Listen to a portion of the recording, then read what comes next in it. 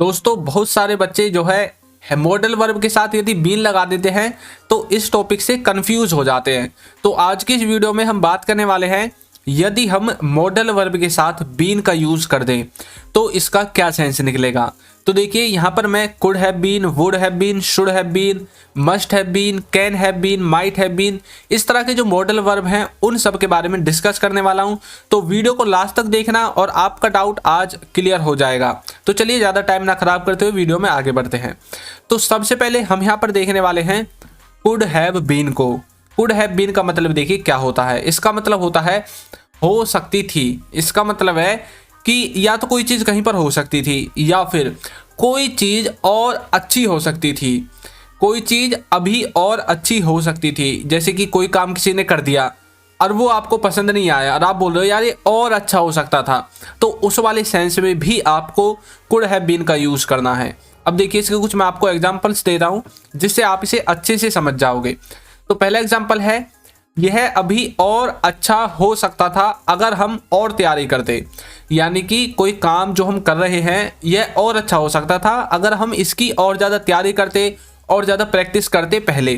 तो कैसे बोल लगेगा, this could have been better if we had done more practice या फिर मोर प्रिपरेशन। तो यह और अच्छा हो सकता था अगर हम और ज़्यादा तैयारी करते और ज़्यादा प्रैक्टिस करते। तो इस तरह से आप इसे समझोगे। नेक्स्ट देखिए, मैं तुम्हारे घर आ सकता था पर मुझे यहाँ आना अच्छा लगा। मतलब मैं आपके घर आ सकता था पर मुझे यहाँ पर आना अच्छा लगा आपके घर जाने की बजाय। तो कैसे बोलेंगे, I could have been come to your house. मैं तुम्हारे घर जा सकता था या फिर आ सकता था, जो भी आप बोलना चाहते हैं, बट आई प्रेफर हेयर, परंतु मुझे यहाँ आना अच्छा लगा। अब देखिए यहाँ पर मैंने बट आई प्रेफर हेयर, यहाँ पर मैंने कहीं भी कम का यूज़ नहीं किया है क्योंकि कम का यूज़ हमने एक बार पहले कर दिया है पहले वाले सेंटेंस में। तो आपको इंग्लिश को समझने के लिए आपको दोनों देखने पड़ेंगे। आप जो सेंटेंस बना रहे हो उसके आगे वाला भी और पीछे वाला भी, उस हिसाब से आप बनाओगे। यदि आपका जो सेंटेंस है वो सिंगल है तब आप उसमें सब चीज़ लगाओगे, वरना आप पिछले वाले से भी समझ जाएगा जिसके सामने आप कुछ चीज़ बोलोगे और अगले वाले सेंटेंस से भी समझ जाएगा कि आप किसके बारे में बात कर रहे हो।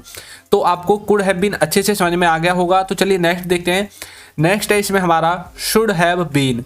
शुड हैव बीन का मतलब देखिए क्या होता है। इसका मतलब होता है होना चाहिए था, यानी कि कुछ होना चाहिए था, यानी कि कोई कहीं पर होना चाहिए था। जैसे कि कोई चीज़ है, भाई तुम्हें तो वहाँ होना चाहिए था, मुझे यहाँ होना चाहिए था, या फिर किसी वस्तु को कहीं पर होना चाहिए था। और दूसरा सेंस है रहा होना चाहिए था, मतलब कोई चीज़ कर रहा होना चाहिए था। इन दोनों ही सेंस में आप यूज करेंगे शुड हैव बीन का। जैसे कि मुझे गा रहा होना चाहिए था, मुझे पढ़ रहा होना चाहिए था, उसे खेल रहा होना चाहिए था। तो ये जो आपके डेली लाइफ के एग्जाम्पल्स हैं इनसे आप अच्छे से समझ जाओगे। तो चलिए मैं आपको कुछ एग्जाम्पल्स देता हूँ। पहला है उसे घर पर होना चाहिए था या फिर उसे घर होना चाहिए था। आप कई बार बोलते हैं ना यार उसे तो घर होना चाहिए था, वो कहाँ पर डोल रहा है इस टाइम पर। तो कैसे बोलोगे, he should have been at home. उसे घर पर होना चाहिए था या फिर उसे घर होना चाहिए था, इस तरह से बोलोगे। नेक्स्ट है उसे खेल रहा होना चाहिए था। अभी मैंने आपको पीछे बताया था कि कोई कार्य कर रहा होना चाहिए था, उस सेंस में भी आप यूज करोगे शुड हैव बीन का। तो कैसे बोलोगे, he should have been playing. उसे खेल रहा होना चाहिए था। तो इस तरह से आप इसे समझोगे। नेक्स्ट देखते हैं। नेक्स्ट है हमें पढ़ रहा होना चाहिए था। तो कैसे बोलोगे, we should have been studying. हमें पढ़ रहा होना चाहिए था, we should have been studying. उसे देख रहा होना चाहिए था, he should have been watching. हमें सो रहा होना चाहिए था, we should have been sleeping. तो इस तरह से किसी को कुछ कर रहा होना चाहिए था, उस वाले सेंस में आप यूज करोगे शुड हैव बीन का। उसके बाद वर्ब की फर्स्ट फॉर्म के साथ आईएनजी का, क्योंकि आईएनजी आपको दर्शाता है कि वो कार्य कंटिन्यूटी में है, कंटिन्यूअस में है, इस तरह से। और यदि आप इसके बाद किसी नाउन का यूज करोगे यानी कि किसी वस्तु का, उसके वस्तु के नाम का, तो आपको लगेगा कि कोई चीज़ कहीं पर होनी चाहिए थी, इस वाले सेंस में। जैसे कि टेबल यहाँ होनी चाहिए थी, उसे वहाँ होना चाहिए था, उसे बाजार में घूम रहा होना चाहिए था। तो ये तो हो गया रहा वाला। और यदि हम बोलें कि ये फ़ोन टेबल पर होना चाहिए था और कंप्यूटर टेबल पर होना चाहिए था, तो कोई चीज़ कहीं पर होनी चाहिए थी, उस वाले सेंस में भी आप शुड हैव बीन का यूज़ करोगे। लेकिन उसमें उस वस्तु का नाम आएगा और इसमें आपको जो रहा होना चाहिए था इसमें आपको वर्ब के साथ आईएनजी लगानी है। तो इन दोनों में ये डिफरेंस है। तो चलिए नेक्स्ट देखते हैं। तो अभी तक आपने यदि हमारी बुक को बाय नहीं किया है तो डिस्क्रिप्शन में लिंक है, वहां से जाकर इसे बाय कर सकते हैं। और आपको बता दूं कि ये ई बुक है, यानी कि पीडीएफ के रूप में है। बहुत से बच्चे इसे वो समझ लेते हैं फिजिकल बुक कि हमारे एड्रेस पर आएगी, तो एड्रेस पर नहीं आएगी। जैसे ही आप इसे डाउनलोड करोगे उसके तुरंत बाद आपके ईमेल पर ये पहुंच जाएगी, वहां पर आपको डाउनलोड का ऑप्शन दिख जाएगा, तो वहां से आप इसे डाउनलोड कर सकते हैं। तो चलिए नेक्स्ट देखते हैं। नेक्स्ट है might have been. Might have been का मतलब क्या है? तो देखिए इसका मतलब है शायद ही होना चाहिए था, मतलब शायद ही किसी को कहीं पर होना चाहिए था, इस वाले सेंस में आप यूज करोगे माइट हैव बीन का। और दूसरा है must have been. Must have been का मतलब है जरूर होना चाहिए था। तो देखिए माइट का यूज और मस्ट का यूज सेम है, लेकिन सिर्फ ये डिपेंड करता है कि आपका जो वाक्य है उसे आप कितनी मजबूती के साथ बोल रहे हो, उसका जो पॉसिबिलिटी का लेवल है वो कम है या फिर ज़्यादा है। यदि ज़्यादा है तो मस्ट का यूज कर सकते हैं, मे का यूज कर सकते हैं। यदि कम है, बिल्कुल ना के बराबर है, तो आप माइट का यूज कर सकते हैं। ऐसे 20-30% करके मत रटो। यदि आपको लगता है कि ये बात मतलब कमी ही है, ज़्यादा हो नहीं सकती, तो आप माइट का यूज कर सकते हैं हैव बीन के साथ। और यदि आपको पक्का लगता है तो आप भैया जरूर होना चाहिए था वाले सेंस में मस्ट का यूज कर सकते हैं। और यदि बीच का सा लगता है तो आप मे का यूज कर सकते हैं, मे हैव बीन, इस तरह से। अब चलिए मैं आपको एग्जांपल देता हूं। तो पहला है शायद ही उसे घर पर होना चाहिए था। शायद ही, पक्के नहीं बोल रहे हम, तो कैसे बोलोगे? He must have been at home, इस तरह से। और यदि उसे पक्का घर पर होना चाहिए था तो बोल दोगे he must have been at home. तो माइट और मस्ट, इस तरह से आप इसे कम में और ज़्यादा में दोनों पॉसिबिलिटी में यूज कर सकते हैं। तो नेक्स्ट देखते हैं। शायद ही उसे खेल रहा होना चाहिए था, तो कैसे बोलोगे? He might have been playing. या फिर अगर उसे पक्का खेल रहा होना चाहिए था तो बोलोगे he must have been playing.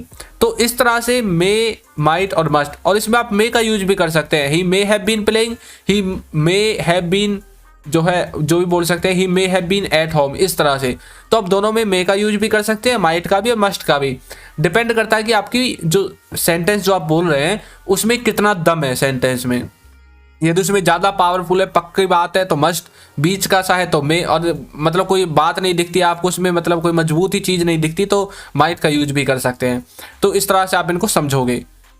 तो नेक्स्ट है हमारा would have been. Would have been का मतलब देखिए क्या होता है। इसका मतलब होता है किया जा चुका होगा, मतलब कोई कार्य किया जा चुका होगा, इस वाले सेंस में। ये आपका पैसिव में भी हो सकता है, कोई चीज़ की जा चुकी होगी या फिर कोई काम किया जा चुका होगा, इस वाले सेंस में। और कोई काम कर रहा होगा, इस वाले सेंस में। दोनों ही सेंस में यूज करोगे। या तो कोई चीज़ की जा चुकी है या फिर कोई काम कंटिन्यूटी में कर रहा होगा लेकिन आपको पक्का नहीं पता है, आपने तभी तो बोला होगा। भाई कोई काम किया जा चुका है, आप ऐसे भी तो बोल सकते थे, या फिर कोई काम कर रहा है, ऐसे भी तो बोल सकते थे, लेकिन आपने बोला होगा, तो मतलब आप कन्फर्म नहीं है, पर ऐसा हो सकता है, ऐसा आपको लगता है इसमें। तो चलिए देखते हैं example.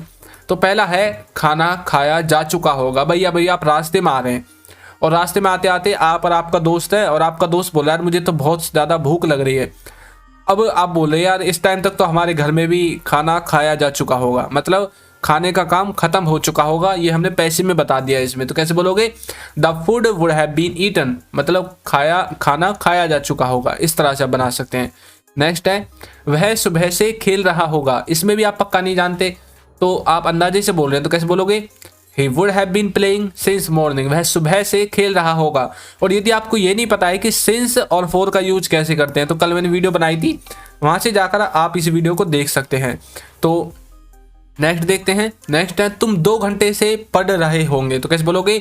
You would have been studying for 2 hours, मतलब 2 घंटे से पढ़ रहे होंगे। तो मैं आपको थोड़ा मोटा मोटा बता दूं, सिंस का यूज होता है जब किसी पॉइंट ऑफ टाइम की आप बात करते हो, जैसे कि सुबह शाम 2 बजे से 3 बजे से, अप्रैल से मई से, 2007 से 2010 से, यानी कि जब आप निश्चित समय की बात करते हो।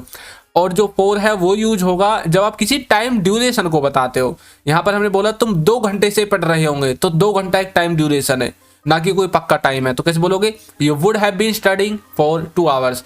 यहाँ पर फॉर का मतलब के लिए नहीं है। कुछ बच्चे सोचेंगे कि यहाँ पर के लिए है, क्योंकि आज तक वो फॉर को के लिए के रूप में पढ़ने आए। तो आप समझोगे कि you would have been studying, वह पढ़ रहे होंगे कब तक? फॉर 2 आवर्स, 2 घंटे के लिए। 2 घंटे के लिए नहीं, 2 घंटे से। तो ये टाइम ड्यूरेशन को दिखाता है, इस तरह से आपको इसे समझना है। तो आपको अब सिंस और फॉर का भी क्लियर हो गया। यदि आपको और अच्छे से समझना है तो आप हमारे चैनल पर विजिट कीजिए, सिंस और फॉर देखिए, वहाँ पर मिल जाएगा। या फिर आप यूट्यूब पर भी सर्च कर सकते हैं since and for by Chintu sir, इस तरह से आपको निकल जाएगा। तो नेक्स्ट है हमारा कांट हैव बीन।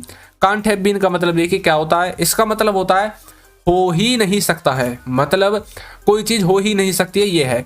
हम इसमें कैन हैव बीन का यूज भी कर सकते हैं। तो देखिए कैन हैव बीन का जो ज़्यादा यूज है वो यूज नहीं होता है, बाकी ना के बराबर है, कोई 1% या 0.5% हो सकता है, उसका यूज नहीं होता। कांट हैव बीन का ज़्यादा होता है, इसलिए मैंने आपको कांट हैव बीन इसमें लिख कर दिखा दिया। तो कोई चीज़ हो ही नहीं सकती है, आपके लिए वो चीज़ असंभव सी लगती है, भाई यार ऐसे कैसे हो सकता है, ऐसे तो हो ही नहीं सकता, कई बार आप ऐसे बोलते हैं ना, तो कांट हैव बीन का आपको यूज करना है। तो यहाँ पर जैसे कि हमने बोला कि कोई चीज़ कैसे हो सकती है, यानी कि आप उसमें एक तरीका से असंभव कर देते हो, उस बात को असंभव ऐसे कर देते हो। अब मैं आपको एग्जांपल से बताऊंगा। वह भूखा नहीं हो सकता है क्योंकि उसने अभी कुछ समय पहले मेरे साथ खाना खाया था। अब भाई उसने मेरे साथ पहले अभी थोड़ी देर पहले 6-7 रोटियां खा ली मेरे साथ बैठ के, सब्जी भी खा गया, रोटी भी खा गया, और पानी जो भी कुछ छाछ रहा था सबको खा गया।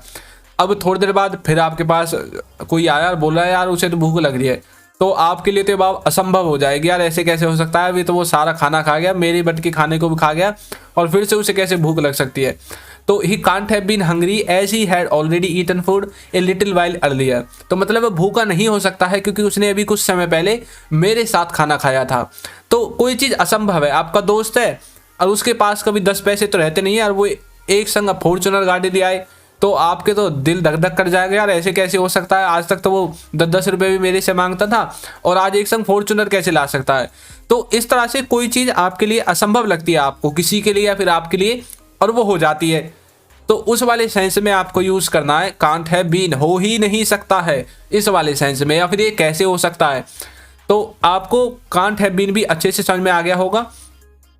तो नेक्स्ट है आपका मे हैव बीन। मैंने आपको पहले बता दिया था लेकिन आपको एक बार और बता दूं। मे हैव बीन का मतलब है शायद होना चाहिए था, मतलब कोई चीज होनी चाहिए थी, ये है आपका मे हैव बीन का मतलब। तो देखिए मैं आपको एग्जांपल बताता हूँ। शायद उसे घर पर होना चाहिए था, तो he may have been at home, जैसे कि मैंने माइट में बताया था उसी तरह से आपको यूज करना है। नेक्स्ट है वह शायद खेल रहा होगा, तो कैसे बोलोगे, ही मे हैव बीन प्लेइंग, वह शायद खेल रहा होगा, ही मे हैव बीन प्लेइंग। तो इस तरह से आप मे हैव बीन का, माइट हैव बीन का, मस्ट हैव बीन का, कैन नॉट हैव बीन का, और वुड हैव बीन का, शुड हैव बीन का, कुड हैव बीन का, इन सब का यूज आसानी से कर सकते हैं। तो वीडियो आपको कैसी लगी है जरूर बताइएगा, और यदि अभी तक आपने हमारे चैनल को सब्सक्राइब नहीं किया है तो चैनल को सब्सक्राइब कर दीजिए, वीडियो को लाइक कर दीजिए, और एक अच्छा सा कमेंट करना बिल्कुल ना भूलें, और बताइएगा कि आपको वीडियो कैसी लगी है। तो आज की वीडियो में इतना ही, थैंक यू।